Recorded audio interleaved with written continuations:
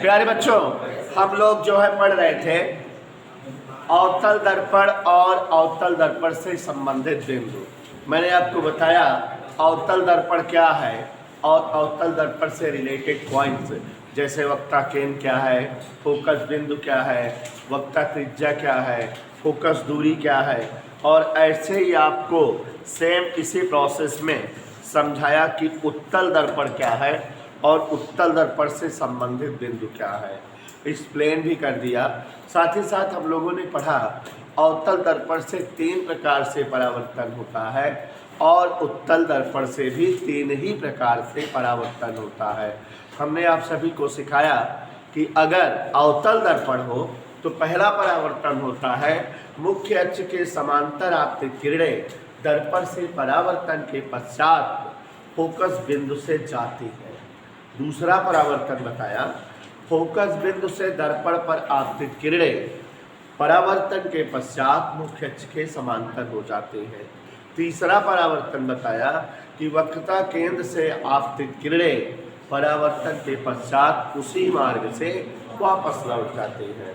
और बच्चों, हम लोगों ने यह भी देखा और सीखा, याद हो अगर आप सभी लोगों को, कि उत्तल दर्पण से भी 3 ही प्रकार से परावर्तन होता है और उत्तल दर्पण से 3 प्रकार का परावर्तन में आपको दिखाया कि उत्तल दर्पण में मुख्य अक्ष के समांतर आपतित किरणें परावर्तन के पश्चात दर्पण के फोकस बिंदु से जाती प्रतीत होती है।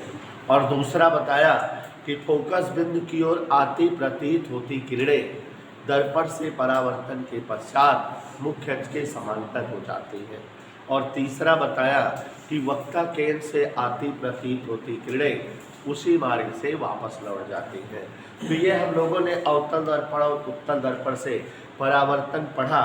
अब थोड़ा बेटा उत्तल दर्पण के चिन्ह परिपाटी और अवतल दर्पण के चिन्ह परिपाटी और दोनों से प्रतिबिंब का बनना सिखाऊंगा। फिर उसके बाद डेरिवेशन होगा यूबीएफ में और आवर्धन दर्पण समाप्त हो जाएंगे। तो ध्यान दीजिएगा जरा, अवतल दर्पण हेतु चिन्ह परिपाटी, अवतल दर्पण हेतु चिन्ह परिपाटी किस चीज का चिन्ह किस तरह से लिखा जाएगा। अवतल दर्पण हेतु चिन्ह परिपाटी, ध्यान दीजिएगा बच्चों। अवतल दर्पण में चिन्ह सिस्टम कैसे होता है, तो यहां पर देखिए जरा,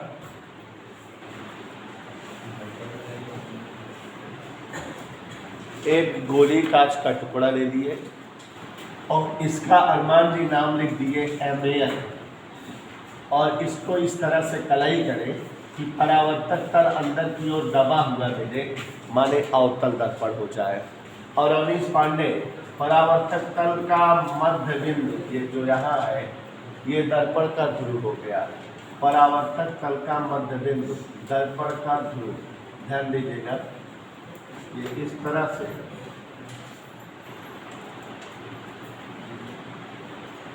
और ये जो है चतुर्थांश बना दिए। चतुर्थांश मतलब आप जान रहे हो निर्देशाक्ष, x अक्ष और y अक्ष। ये चतुर्थांश है, ये x अक्ष है, ये x अक्ष की ऋण दिशा, y अक्ष की ऋण दिशा। अब यहाँ पर समझो बेटा, ये जो मूल बिंदु है चतुर्थांश का वही दर्पण का ध्रुव है। यहाँ दर्पण का कहीं फोकस बिंदु है, कहीं वक्रता केंद्र है। और अगर कहीं कोई दर्पण के सामने वस्तु रखी जाए अवतल दर्पण में, वस्तु AB, इसका कहीं प्रतिबिंब बनेगा किसी जगह इस तरह से उल्टा और वास्तविक। अवतल दर्पण में सारी दूरियां दर्पण के ध्रुव से मापी जाती है। तो गौर से देखिए, दर्पण के ध्रुव से ये वस्तु की दूरी U से लिखी जाती है। दर्पण के ध्रुव से वक्रता केंद्र की दूरी ये R से लिखी जाती है, वक्रता त्रिज्या। दर्पण के ध्रुव से प्रतिबिंब तक की दूरी V से लिखी जाती है और फोकस बिंदु की दूरी F से लिखी जाती है। यहाँ ध्यान दीजिए जरा, सारी दूरियां कहाँ से माप रहे हैं, दर्पण के ध्रुव से, ध्रुव से फोकस बिंदु तक की सीध में जो दूरी है फोकस दूरी, ध्रुव से प्रतिबिंब तक की दूरी बी अक्षर से, ध्रुव से वक्ता केंद्र तक की दूरी आर अक्षर से, और ध्रुव से वस्तु तक की दूरी किस अक्षर से बच्चों? तो यहाँ अवतल दर्पण में ध्यान से देखिए, अवतल दर्पण में ध्रुव से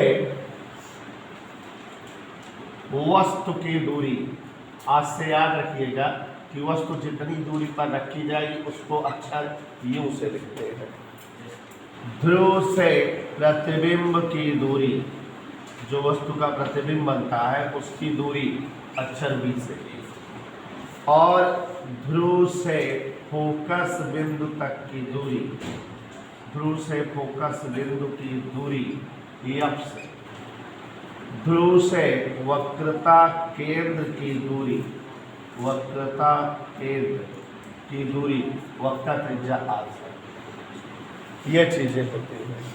और सुष्मी जी देखो, यहाँ एक्स अक्ष की धन दिशा है, जो वैल्यू जिधर होंगी वो धनात्मक होगी, ये एक्स अक्ष की ऋण दिशा है, जो वैल्यू जिधर होगी वो सब क्या होंगी?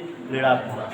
तो फिर जो है नक्षत्र जी, यहाँ सब एफ बी आर यू सब एक्स अक्ष की ऋण दिशा में है, तो सब की सब क्या होंगी? ऋणात्मक। ये क्या लिखा हुआ है? निगेटिव, निगेटिव माने ऋणात्मक, और यहाँ यह भी ऋणात्मक, यह भी ऋणात्मक, और यह भी ऋणात्मक। तो प्यारे बच्चों, अवतल दर्पण के लिए आज से याद रखोगे, वस्तु दूरी यू भी ऋणात्मक, प्रतिबिंब दूरी वी भी ऋणात्मक, फोकस दूरी एफ का मान भी ऋणात्मक, और वक्ता त्रिज्या आर का भी मान ऋणात्मक। सारी दूरियां अवतल दर्पण में ऋण में होती हैं। ये ऐसा चतुर्थांश में देख लीजिएगा। और कभी एकाध कंडीशन अवतल दर्पण में प्रतिबिंब बनने की ऐसी है कि वहाँ प्रतिबिंब दर्पण के पीछे उस साइड बनता है, माने एक सच की ध्यान दिशा में बनता है, तब वहाँ बी का मान ऋण हो जाएगा, जब प्रतिबिंब उस साइड बनता रहेगा। इधर ओके। तो चलिए ध्यान से समझ गए होंगे आप लोग। और जिस तरह से जो है अवतल दर्पण की चिन्ह परिपाटी है, उसी तरह से उत्तल दर्पण की भी चिन्ह परिपाटी है। उत्तल दर्पण हेतु चिन्ह परिपाटी माने कैसे कौन सी अक्षर का चिन्ह यूज किया जाता है, लेकिन किस दर्पण में बच्चों? उत्तल दर्पण में। तो बनाते हैं और देखा जाए। तो यहाँ देखिए जरा फिर मौर्य, बोर्ड पर देखा करो पढ़ाते समय, पता नहीं कहाँ खोए। ये उत्तल दर्पण है, दिखाई दे रहा बेटा? अभी कांच का टुकड़ा है, अब इसको इस तरह से कलाई कर दें कि इसका परावर्तक तल उभरा हुआ या उठा हुआ हो, तो ये उत्तल दर्पण हो जाएगा। और यहाँ उत्तल दर्पण के परावर्तक तल का मध्य बिंदु दर्पण का ध्रुव, और ये मुख्य अक्ष है जिसे हम यहाँ चतुर्थांश के रूप में बना दे रहे हैं। ये एक्स अक्ष की धन दिशा और ये एक्स अक्ष की, और ये कौन सा अक्ष है हमारा? वाई अक्ष। वाई अक्ष की ऋण दिशा, वाई अक्ष की धन दिशा। यहाँ दर्पण का ध्रुव है। उत्तल दर्पण में बेटा फोकस बिंदु इस साइड होता है, वक्ता केंद्र भी इसी साइड होती है, ठीक है। दर्पण का गोला उधर पूरा होता है, केंद्र उधर होता है। अब वस्तु कोई रखी है यहाँ इस तरह से ए बी, उत्तल दर्पण में कोई वस्तु रखी है, और दर्पण के ध्रुव से सारी दूरियां नापी जाती है। दर्पण के ध्रुव से वस्तु की दूरी अक्षर यू से, कहीं इसका प्रतिबिंब बनता है। और उत्तल दर्पण में भी आपको दिखाएंगे हमेशा छोटा और सीधा प्रतिबिंब बनता है, छोटा और सीधा। तो यहाँ ध्यान से देखो जरा, दर्पण के ध्रुव से ये प्रतिबिंब तक की दूरी इस तरह से, इसको अक्षर बी से लिखते हैं, और दर्पण के ध्रुव से फोकस बिंदु तक की दूरी अक्षर एफ से लिखा जाता है। और दर्पण के ध्रुव से वक्ता केंद्र तक की दूरी अक्षर R से लिखी जाती है। इधर की ध्रुव से फोकस बिंदु की दूरी F, ध्रुव से वक्ता केंद्र की दूरी C और ध्रुव से वक्ता त्रिज्या केंद्र तक की दूरी और वस्तु की दूरी U, प्रतिबिंब की दूरी की। तो उत्तल दर्पण हेतु ध्यान से देखिए, उत्तल दर्पण हेतु आप सभी लोग उत्तल दर्पण हेतु वैसे ही जैसे इसमें था, दर्पण के ध्रुव से माने यहाँ से वस्तु तक की दूरी, वस्तु की दूरी किस अक्षर से लिखी जाएगी? यूं, याद रहे। दर्पण के ध्रुव से प्रतिबिंब की दूरी याद कर दो, किस अक्षर से लिखी जाएगी? V। और ध्रुव से फोकस बिंदु की दूरी, फोकस दूरी F, और ध्रुव से वक्ता केंद्र की दूरी, वक्ता त्रिज्या स्मॉल r। साथ ही साथ चित्र में देखो आप, यूं इस साइड है, x अक्ष की ऋण दिशा में, तो यूं का मान ऋणात्मक नेगेटिव, और v भी इधर है, f भी इधर है, r भी इधर है, सब x अक्ष की धन दिशा में है, तो सबके सब क्या है हमेशा पॉजिटिव। तो ये कहानी हमारी जो है उत्तल दर्पण के लिए है और ये कहानी हमारी अवतल दर्पण के लिए है। तो बच्चों, अवतल दर्पण और उत्तल दर्पण के लिए चिन्ह परिपाटी इसी तरह से प्राप्त होती है। फोकस दूरी धनात्मक, ऋणात्मक, U, V, F सब कौन कैसे किस चिन्ह में होता है, इसी तरह से होता है और इसे आप सभी को याद रखें।